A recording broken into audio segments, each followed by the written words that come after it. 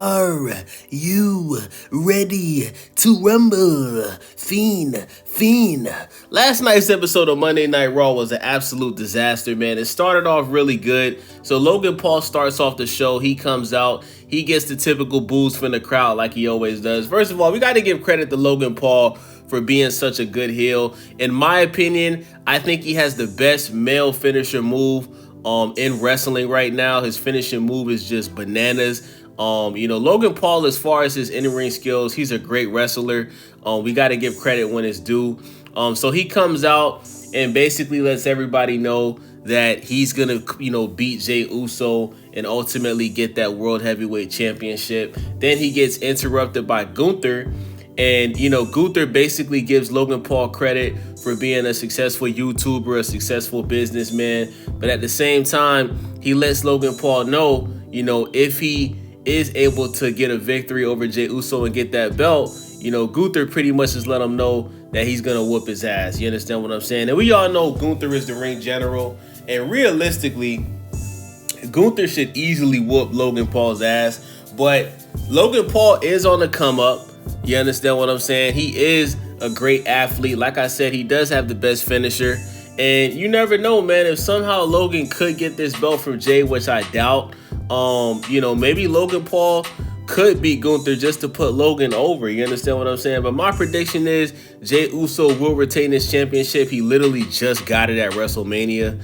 And I'm predicting Jey Uso is going to have at least a 2-year championship reign with that World Heavyweight Championship. Because at the end of the day, the fans love Jey Uso. He has probably the most popular theme song. He gets the most reaction. The kids love him. You seen he came out eating with the kids. Everybody got the Yeet shades. Kind of like how Soulja Boy had the Soulja Boy written on his shades when Crank That came out. So I don't see Jey Uso losing this belt to Logan Paul. Let's move on. So next, we have AJ Styles and Penta versus Finn Balor and some other jobber that I don't know. Somebody let me know in the comment section. And basically, AJ Styles and Penta, they lose to Finn Balor because once again, El Grande Americano, aka Chad Gable, he pretty much was in the crowd, put that little metal piece in his head and headbutted Penta, threw him back in the ring. Finn Balor hits his finishing move. And then, Finn Balor and the other jobber wins the match. Nobody cares. Listen, guys, it's obvious that at this point, Triple H is basically setting up a match between El Grande Americano and Penta. And I just want to know, how long are we going to see El Grande Americano cook these Mexican wrestlers? Because I think it's absolutely hilarious. Chad Gable, in my opinion, he deserves a championship push. I would love to see Chad Gable be a champion. I think he's a great wrestler. I think he has great in-work skills. And I love this El Grande Americano thing that he's doing, man. But we all know at some point in time, he's going to lose, and he's eventually going to get unmasked, and he's going to officially be revealed as Chad Gable. And I think that if anybody's going to do it, it's either going to be Penta or Rey Mysterio. Rey Mysterio is currently injured, which is why he missed WrestleMania. So there's a possibility that we're going to get Penta versus El Grande Americano. And after Penta wins, if Penta wins, he's going to unmask Chad Gable and reveal him to be, he's going to unmask El Grande Americano and reveal him to be Chad Gable. So next, we have a match between Becky Lynch, Roxanne Perez. Was it a one-on-one match? Roxanne Perez. Yeah, we have Lyra Valkyria. It was a triple threat. It was Lyra Valkyria, Roxanne Perez, somebody else. Anyway, Lyra Valkyria interrupted the match. She interrupted the match, pretty much got into a fight with Becky. And Roxanne Perez, who just moved up to the main roster from NXT, she secured her Money in the Bank match. And ultimately, Roxanne Perez also just joined the Judgment Day.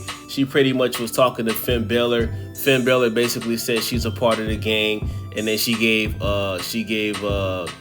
Dirty Dominic Mysterio some chicken nuggets. You understand what I'm saying? Which I thought was pretty funny.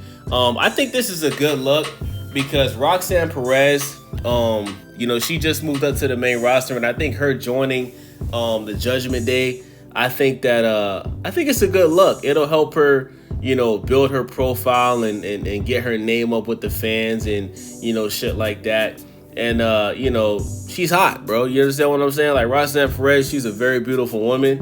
I'm going to be honest with y'all. I didn't watch her in NXT. I'm just now getting familiar with her. And she seems pretty cool, man. Who cares? So next, we have a match between Sheamus and Grayson Waller. I don't know. How long are we going to continue to see Austin Theory sit back and prey on Grayson Waller's downfall? These guys, obviously, they're tag team partners, right? But it's obvious that Triple H is currently having both wrestlers really work on their solo careers on the main roster.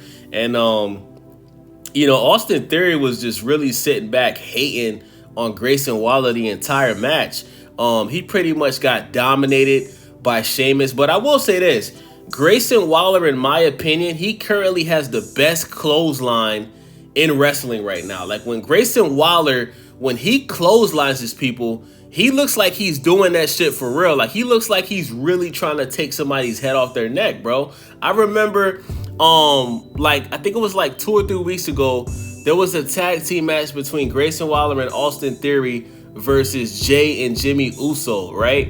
And Grayson Waller hit Jimmy Uso with this clothesline, and I don't know if Jimmy just sold it really well, but it looked like he really hit Jimmy for real, bro. Like, he looked like he really, tried to knock Jimmy out with that clothesline, bro.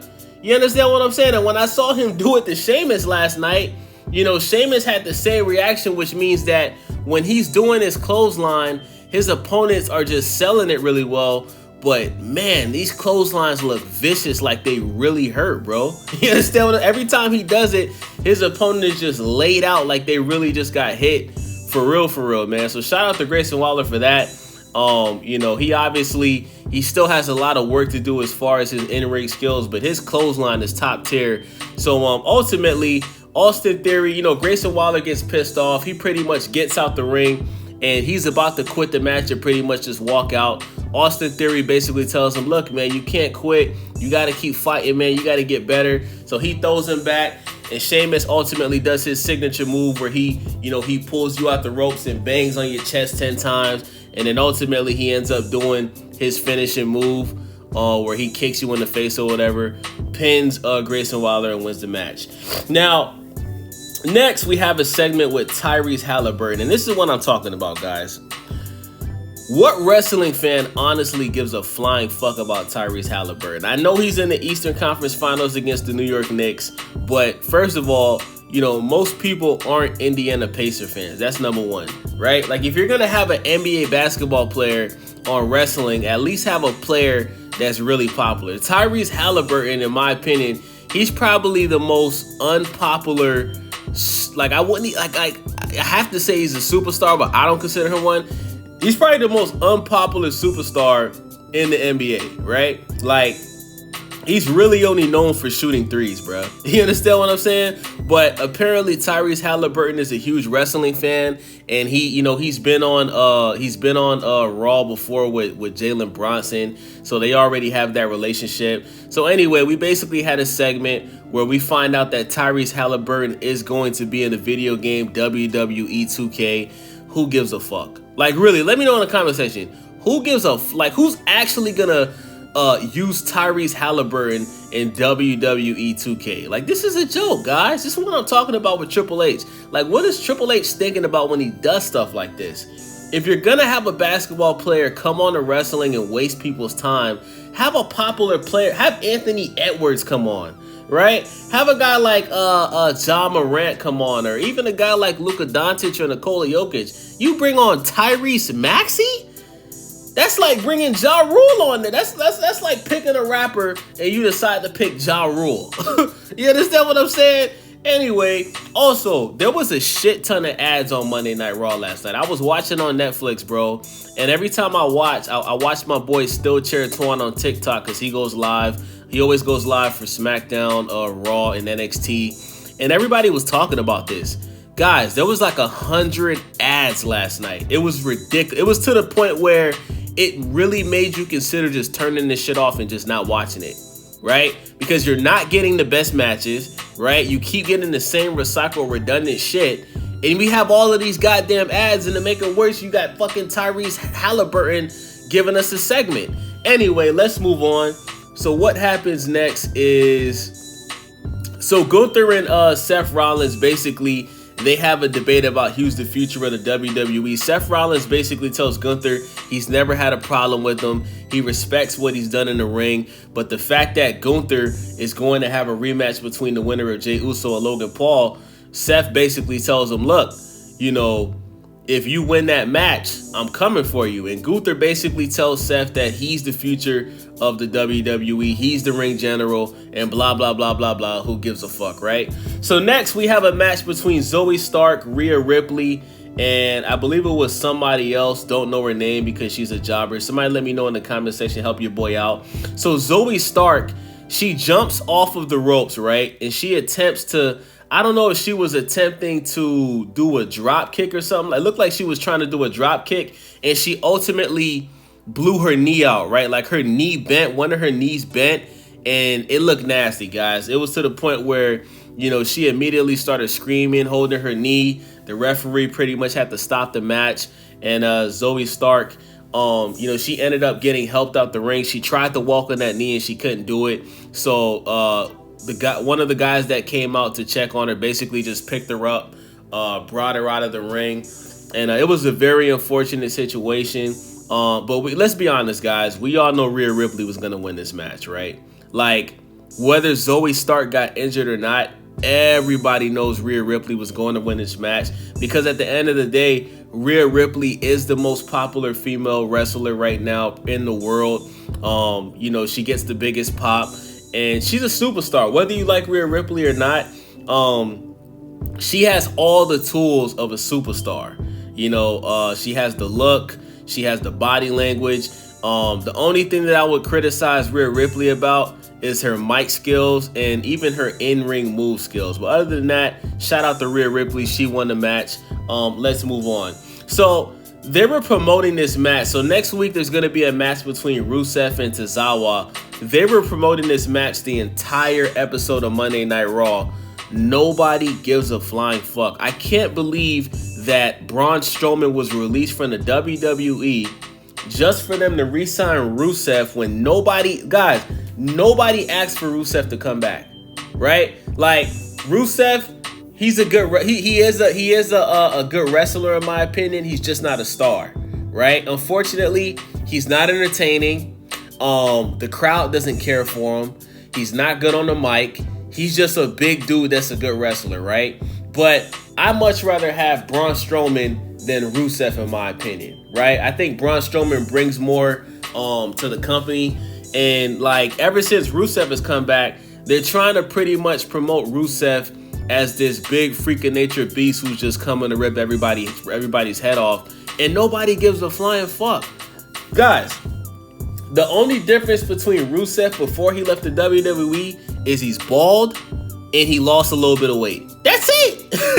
Like, that is the only difference between when he was signed and when he came back. When he was signed, he always came out with his girlfriend. He still had hair. He was a little bit chubbier. Now he's bald. He's lost some weight. He's the same Rusev that got released in the first place. So why are they bringing this guy back? You understand what I'm saying? Like, what is the game plan for Rusev? Like, is Rusev eventually going to be United States champion, Intercontinental champion? I would like to see a match between Rusev and Jacob Fatu. I think that'll be a hell of a match. Y'all let me know in the comment section. What do y'all think about Rusev versus Jacob Fatu for the United States Championship? I think that'll be a good match. But, you know, I just don't like how they keep trying to force Rusev down everybody's throat, pause. And, you know, nobody cares that he came back. We just don't care. So, yeah, anyway. So what happens next? Paul Heyman. Okay. So ultimately we have a match between, ultimately we have the main event, and the main event is basically, Braun Breaker versus Jey Uso, right? So Paul Heyman pretty much Braun Heyman pretty much interrupts the match. He grabs Jey Uso's leg. Jey Uso gets out the ring, and then Seth basically comes out, right? Seth Rollins comes out. Seth Rollins and Braun pretty much is jumping Jey Uso. Then Sami Zayn. We all predicted this was going to happen. So then Sami Zayn comes out to help Jey Uso. He gets up on the ropes. He's about to go in the ring. And before he gets in the ring, CM Punk comes out. And then pretty much CM Punk and Sami Zayn basically get into a brawl with Seth Rollins and Braun Breaker, right? Jey Uso gets back in the ring, holds up his championship, and then Logan Paul knocks out Jey Uso. And that's pretty much the end of the match. In my opinion, if I was to rate this episode of Monday Night Raw out of a 10, I would give it a 4. I just think everything is just too predictable at this point, man. So with that being said, it's your boy Wavy. Stay Wavy TV. Subscribe. Thumbs up. I'm out.